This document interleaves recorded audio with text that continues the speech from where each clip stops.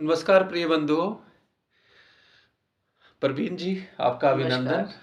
और मैं कपिल अनिरुद्ध एक बार पुनः आप सबके समक्ष उपस्थित है बंधुओं, श्रीमद् भगवत गीता पर एक और परिचर्चा को लेकर। तीसरे अध्याय पे आज हम बात करेंगे। जी, इससे पहले भी चर्चा हो चुकी है इस पर। हिताक्षी जी ने और विष्णु जी ने इसके विभिन्न पहलुओं पे चर्चा की है और बहुत सी बातें उभर कर सामने आई हैं। तो इसके अलावा भी कुछ और अनछुए बिंदु हैं, पहलू है। हाँ जी। अनछुए पहलू हैं जिसके ऊपर आज हम बात करेंगे। तो इस अध्याय के 43 श्लोक हैं। तो मैं 6वें श्लोक से बात कर रही हूँ कि भगवान श्री कृष्ण जो अर्जुन को बता रहे हैं कि ये जो हमारी कर्म इंद्रियां हैं यही ललायत रहती हैं बाहर पूरे संसार में। तो कहते हैं कि इनको जो मनुष्य जबरदस्ती वश में कर लेता है लेकिन चिंतन विषयों का करता रहता है हर समय, तो कहते हैं वो तो दम्भी है, वो तो कपटी है। तो कपटी इसका नहीं कह रहे हैं, वो दंभी शब्द इस्तेमाल कर रहे हैं। हाँ, यहाँ पे एक बड़ी महत्वपूर्ण तथ्य की ओर वो हमारा संकेत खींच रहे हैं भगवान श्री कृष्ण कि एक व्यक्ति दुराचारी है, लेकिन वो दुराचारी दिखता है। जी उससे अधिक प्रॉब्लमसम वो व्यक्ति है जो भीतर से तो दुराचारी है लेकिन बाहर से साधु जैसा दिख रहा है। ये भगवान कृष्ण हमारी प्रदर्शन आडंबर वृत्ति पर कुठाराघात कर रहे हैं, हमारी हिपोक्रेसी पे कुठाराघात कर रहे हैं कि जो हम हैं यदि वैसे हैं तो उसमें कोई प्रॉब्लम नहीं है ना? लेकिन अगर हम हैं और प्रकट कुछ और हो रहे हैं, देखिए गुरुदेव सारथी जी कहा करते थे, अगर कोई साधु है लेकिन चोर जैसा दिख रहा है वो तब भी पूज्य है, उन वस्त्रों में भी पूज्य है। लेकिन अगर कोई चोर है और वस्त्र उसने पहन रखे हैं साधु जैसे, वो तो बहुत बड़ा दुराचारी है। इसी आडंबर वृत्ति की बात भगवान श्री कृष्ण कर रहे हैं यहाँ तीसरे अध्याय में जो है। और इससे हम कम से कम ये समझें, हम सहज सरल बने रहें। और इवन हमारे यहाँ तो ये कहा गया है कि अपने योग को छुपाना चाहिए। गुरुदेव सारथी जी बार बार कहा करते थे ये बात कि योग को छुपाओ। भगवान राम का पूरा चरित्र जो है वो कभी किसी संत से सन्यासी से मिलते हैं ये नहीं कहते हैं कि मैं कौन हूं। वो कहते हैं मैं राजा दशरथ का पुत्र हूं, पत्नी को अपहरण कर गया है, राक्षस लेके गया है, अपना भाई लक्ष्मण है उसके साथ दर दर भटक रहे हैं। जमीन के जमीनी धरातल पर खड़े हैं, वो जमीनी हकीकत को वो कभी नहीं भूलते हैं। लेकिन मैं होता कुछ और हूं, भीतर से चिंता में हूं और मैं बाहर दिखा रहा मैं बहुत चिंतनशील व्यक्ति हूं। इस आडंबर वृत्ति को छोड़ना ही होगा यदि हम सच्चे मानों में अपना अध्ययन कर रहे हैं, अपने आप को जानने का प्रयास कर रहे हैं। बहुत अच्छा। आगे भगवान श्री कृष्ण कह रहे हैं कि ये सृष्टि त्रिगुणात्मक है, तो गुण ही गुणों में बरत रहे हैं। अगर हम कोई कार्य करते हैं तो हम अपने ही गुण के आधार पर वो कार्य कर रहे हैं, लेकिन हम अपने आप को अहंकारवश कर्ता मान लेते हैं। हाँ, उसका अर्थ ये बेसिकली ये सृष्टि 3 गुणों से ओतप्रोत है जिसकी बात बार बार की गई है। सतोगुण, रजोगुण और तमोगुण से इस पूरी सृष्टि का निर्माण किया गया है। और हमें ये अगर सतोगुण, रजोगुण, तमोगुण को समझना होगा तो हमारे शास्त्रों में एक उदाहरण को बार बार कोट किया गया है, समझाया गया है कि कोई चूल्हा जल रहा है, जो चूल्हे का धुआं और राख है वो उसका तमोगुण है, जो उसका प्रज्वलन है, अग्नि है जो उसकी, वो उसका रजोगुण है। और जो उसका ताप है जिससे वो उसके ऊपर चूल्हे के ऊपर रखा हुआ पतीले में पानी गर्म हो रहा है, वो उसका सत्व है। ऐसे ही जो हम भोजन ग्रहण करते हैं, जो उसका मलमूत्र बन रहा है वो तमोगुण है। उसे जो हमें शक्ति बन रही है, जो रोजमर्रा के काम दौड़ धूप हमसे करवा रही है वो रजोगुण है। लेकिन उसी का जो प्रेम, श्रद्धा और हमारे दिव्य आंसू हमारे दिव्य भाव जिससे प्रकट हो रहे हैं वो उसका सतोगुण है। सतोगुण है। अब इन 3 गुणों से तो सृष्टि का निर्माण किया गया है, लेकिन मेरा वास्तविक स्वरूप ये कथन का विषय नहीं है, अनुभव का विषय है कि इन तीनों से परे है। क्योंकि सत्व, रज और तम मन के ही 3 गुण हैं और मैं शरीर से भी और मन से भी विलग हूँ और मेरा वास्तविक स्वरूप इन तीनों से विलग है ना। क्योंकि आगे भगवान कृष्ण कह रहे हैं, शायद आपने वो आगे उस पर चर्चा भी करें कि गुण ही गुणों में बरत रहे। जी जी। क्या है? तो गुण ही गुणों में बरत रहे हैं, तो इसलिए हम जो भी कार्य करें वो सचेत होकर और ममता रहित होकर करें। अब और गुण हम ही गुणों में बरत रहे हैं, इसका अर्थ क्या है? इसका अर्थ ये है कि एक बहुत अच्छा चित्र बना रहा है, बहुत कमाल का चित्र बना रहा है। अब कौन बना रहा है? उसके भीतर का गुरु से जो प्रदत्त शिक्षा जो उसको मिली है, जो उसने अभ्यास किया है, जो उसका भीतर का सतोगुण है जो उजागर हुआ है, वो कर रहा है। तो गुण ही तो कर रहा है। एक व्यक्ति को आप लाख समझा रहे हैं, उसके भीतर की ईर्ष्या द्वेष नहीं जा रही है, वो बदला लेने के भाव को नहीं छोड़ पा रहा है, जब तक उसके अंदर भीतर रजोगुण ही जो ये करवा रहा है। एक व्यक्ति का आलस्य निद्रा नहीं जाती है, वो उसका तमोगुण है। और गुण परिवर्तन तो एक लंबी प्रक्रिया है अध्यात्म की, और हम ये चाहने लगते हैं ये बात मेरी मान ले, ये समझ जाए। तो इसी बात को समझाते हुए भगवान कृष्ण कह रहे हैं कि गुण ही गुणों में बरत रहे हैं। बस कोई बहुत अच्छा कार्य हो रहा है तो गुणों का है ना, और गुण किसके हैं? उस सर्वगुण संपन्न के, उस गुरु के, उस ईश्वर के हैं सारे के सारे। तो उसका श्रेय है ना जो अच्छा हो रहा है। मुझे याद आ रहा है, एक बार मैं लता मंगेशकर जी का एक इंटरव्यू सुन रहा था, जिसमें वो कह रही हैं कि मुझे पूरा याद नहीं रहा, लेकिन वो बात याद रह गई है। वो कह रही है कि जब भी मुझे शुरू शुरू में कोई कहता था लता जी आप बहुत सुंदर गाती हैं, तो मैं कहती थी कहाँ सुंदर गाती हूँ, कहाँ मुझे। तो एक संगीतकार थे, अब मैं नाम भूल गया हूँ, वो कह रही थी कि वो मेरे पास खड़े थे और कहने लगे लता तुम झूठ क्यों बोल रही हो, तुम्हें पता है, तुम भी जानती हो तुम सुंदर गाती। कहती हाँ। कहती मैं अपनी विनम्रता बताती हूँ जब कोई कहता, कहते नहीं ऐसा ना कहा करें कि मैं कहाँ अच्छा गाती हूँ। वास्तविकता ये है कि ये सब उसकी ईश्वर की कृपा है। तो वही बात है बेसिकली हमारे साथ कि हम जो कुछ अच्छा कर पा रहे हैं वो उसके ही प्रदत्त गुण तो करवा रहे हैं। तो इसके बीच में मेरे को अभी एक प्रश्न जागा है, तो क्या जो तमोगुणी है, जो रजोगुणी है, अगर वो चाहता है कि मैं भी किसी यात्रा में जाऊं, तो क्या वो चेंज नहीं हो सकता, उसका गुण परिवर्तन नहीं हो सकता गुण कोशिश करने पे? हाँ, गुण परिवर्तन एक लंबी प्रक्रिया है। अगर उसके भीतर ये जिज्ञासा जब तक ये नहीं जागती है कि मैं बदलूं, तब तक नहीं हो सकता है। दूसरे के भीतर जग रही, आपके भीतर जग रही है ये बदले, तब तक नहीं होगा।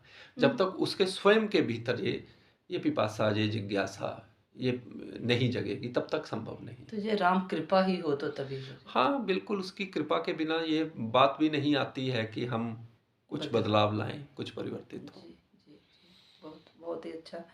आगे भगवान श्री कृष्ण कह रहे हैं कि आप जैसे ये धर्म कहते हैं, दूसरे का धर्म चाहे कितना भी अनुभूत धर्म हो, लेकिन अपना धर्म हमें प्रिय होना चाहिए। वो उसको बड़ा मानकर हमें उसी में रहना है, और उसी में ही कहते हैं अपने धर्म में मरण भी प्यारा है। तो ये क्या बात कह दी भगवान श्री कृष्ण ने? बेसिकली ये धर्म नहीं है। इस धर्म जो शब्द यहाँ इस्तेमाल हुआ है, इसको यदि हम समझ लें, ये स्वधर्म है वास्तव में। ये कोई हिंदू मुस्लिम सिख ईसाई वाला धर्म नहीं है कि मुझे अपना। यहाँ पे ये है कि हर एक व्यक्ति के अंदर कोई गुण विशेष होता है। कोई ज्ञान प्रधान है, कोई भक्ति प्रधान है, कोई कर्म प्रधान है ना। किसी में सेवा का भाव बहुत अधिक है, किसी में दूसरों तक कोई बात पहुंचाने का भाव बहुत अच्छा है, कोई भाव में बहुत आनंद का अनुभव करता है। तो गुरु जो होते हैं उसकी उन गुणों के अनुरूप ही उसको मार्ग देते हैं, कोई उसको कोई रास्ता दिखाते हैं, कोई विधि बताते हैं कोई। अब वास्तव में क्या हो रहा है, गुरु ने रास्ता बता दिया उसको कोई कि तुम फला तरीके से जाओ, और मुझे लगे मैं कर तो रहा हूँ, इस व्यक्ति ये तो नाचता है, नृत्य करता है ध्यान में जाने के लिए, मैं सीधे ऐसे बैठ जाता हूँ। जो मेरे जेनेटिक करेक्टर, मेरे गुण विशेष, मेरी प्रॉपर्टीज़ के हिसाब से जो मुझे रास्ता मिला है वो मेरे लिए श्रेष्ठ है। सर्वश्रेष्ठ है, सबसे बढ़िया है। और दूसरे को देख के मैं तुलनात्मक होके ना खुदा ही मिला ना विसाले सनम, ना इधर के रहे ना उधर के रहे, ऐसा ना करें कुछ, है ना। मैं जो कर रहा हूँ वो उस बहुत मार्ग बढ़िया है। पे ठीक आगे बढ़ता चला जाऊं, अपने अभ्यास के द्वारा उस पे आगे बढ़ता जाऊं। और हर व्यक्ति यदि अपने स्वधर्म का पालन ठीक से करे, है ना। एक जो सैनिक है वो सीमा रक्षा करे, एक जो क्लर्क है वो क्लर्क का काम पूरी तरीके से करे, एक जो दूसरों को समझाने का कार्य कर रहा है वो करे, एक जो चित्रकला के माध्यम से, काव्य के माध्यम से स्वयं को और दूसरों को दे रहा है वो करता रहे। जी हर एक व्यक्ति अपने आप में विशिष्ट है, जी हर व्यक्ति अपने आप में विशिष्ट है, यही बात कह रहे हैं। यही उसका स्वधर्म है, ये उसकी यूनिकनेस, ये उसकी विशिष्टता ही उसका स्वधर्म है। आप कह रहे हैं कि उसी के द्वारा वो अपने आत्म जी जी, आनंद उसी को प्राप्त उसी के कर ले। द्वारा ही उसे बढ़ना है, और गुरु मैंने उसे उसी के द्वारा बढ़ने की प्रेरणा देते हैं। जी बहुत ही अच्छा, बहुत ही सुंदर। आगे भगवान श्री कृष्ण कह रहे हैं कि हम जैसे कह रहे हैं कि कामनाएं जो है वो बहुत बड़ा शत्रु है हमारा। तो कहते हैं जैसे अग्नि जो है वो धुएं से ढकी रहती है, भ्रूण गर्भ से ढका रहता है और दर्पण धूल से ढका रहता है, ऐसे ही हमारी जो चेतना है अनंत में स्वरूप है वो काम रूपी दुश्मन से ढका रहता है। तो उसको कैसे अपने आत्म में कैसे हम स्थित हो जाएं? वास्तव में यहाँ काम का अर्थ कामनाओं से है। जी हम हर समय कुछ ना कुछ मांग रहे होते हैं, कुछ ना कुछ चाह रहे होते हैं, ऐसा हो जाए, ये हो जाए, वो मिल जाए, ये मिल जाए, ये स्वाद, वो रस, वो चीज, वो वस्तु, ऐसा। तो हर समय हम क्या कर रहे हैं, भटक रहे हैं। हर समय कुछ ना कुछ अंदर लगी हुई है, बस संताप जैसा है। एक एक आदमी कहता कि बस उथल पुथल मची हुई है, जबकि ये जो सारा घट रहा है ये किसके स्तर पे घट रहा है, ये मन के स्तर पे घट रहा है। और मैं शरीर और मन से परे एक विशुद्ध चेतना हूं।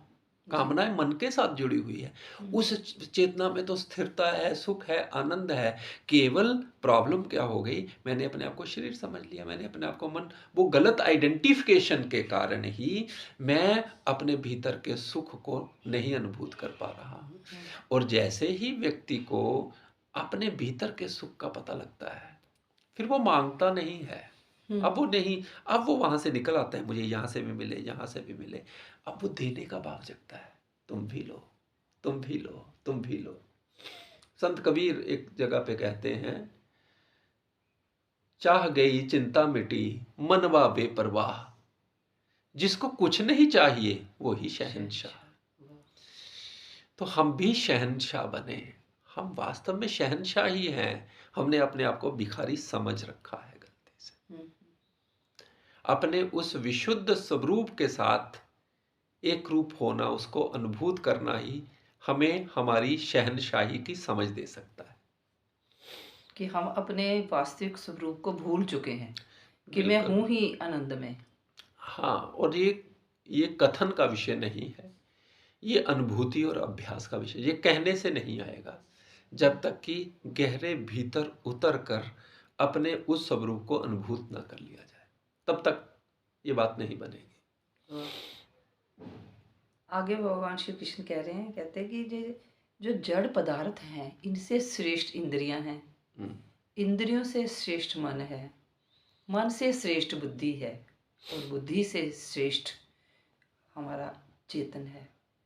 तो कहते हैं कि मन को आप बुद्धि के द्वारा कंट्रोल करके उसको सधाएं, तो फिर हम अपने आत्म चेतन में स्थित हों। हाँ, तो बेसिकली यहाँ बुद्धि का अर्थ ज्ञान युक्त बुद्धि से है।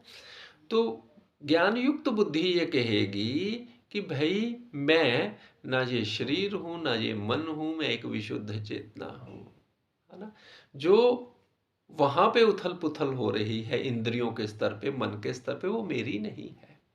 मैं जैसे-जैसे अपने स्वरूप को अनुभूत करता चला जाऊँगा, वैसे-वैसे वो सारी बातें छूटती चली जाएँगी मेरे से। वैसे-वैसे मनोविकार मुझे छुएँगे नहीं। जी। तो मुझे करना केवल यही है, मुझे अपने स्वरूप को अनुभूत करना है। मुझे अपने भीतर रोशनी जला लेनी है, अंधेरा स्वतः ही चला जाएगा।